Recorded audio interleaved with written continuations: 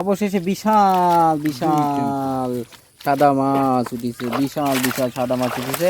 হ্যাঁ দেখেন, আপনারা দেখেন, এই এই মাছ এই প্রথম আমি জালে পড়িছে। মাশাল্লাহ মাশাল্লাহ। বন্ধুরা আজকেও চলে এলাম মাছ ধরতে ঘেরে।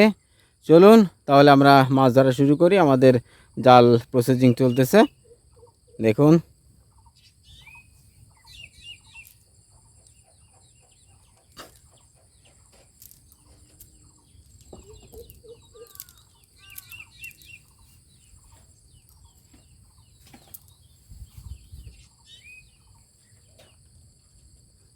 এবার খেয়াল দেওয়া হবে। এখানে প্রচুর মাছ, যেহেতু বাণিজ্যিকভাবে এখানে চাষ হয়, তাহলে চাষের মাছ আপনারা তো বোঝেনই, সাধারণত প্রচুর মাছ থাকে। গলদা, বাগদা, হরিণা, সাদা মাছ, সব মিশ্র মাছ। এটা বাণিজ্যিক খামার। সাদা মাছ পড়েছে, দেখি কি মাছ পড়েছে। সাদা মাছ যেহেতু বড় বড় খোঁট দিচ্ছে, জাল টান দিচ্ছে, আপনারা খেয়াল করেন, জাল লয়ে যায় প্রায়। হ্যাঁ, মাছ বের হয়ে গেছে কিনা তা বলা যাচ্ছে না এখনও, কারণ এটা সাধারণত চিংড়ি মাছের জাল। এই জালটাকে বলে হচ্ছে আপনার নলকাঠি জাল, ভারী কাঠি না। এই নলকাঠি জালটাই হচ্ছে চিংড়ি মাছ ধরার জন্য।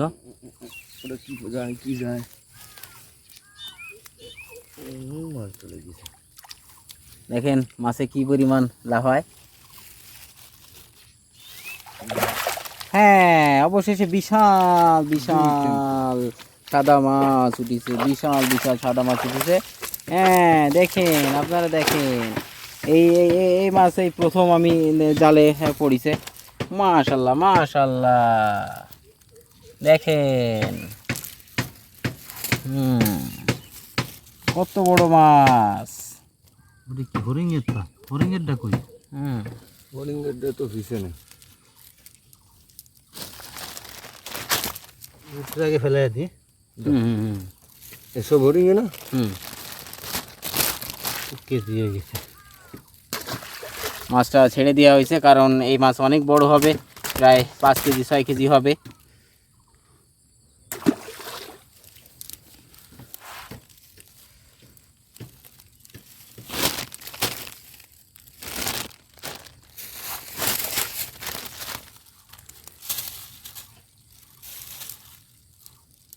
Sampai horiñ ge duo, orang bagda duo.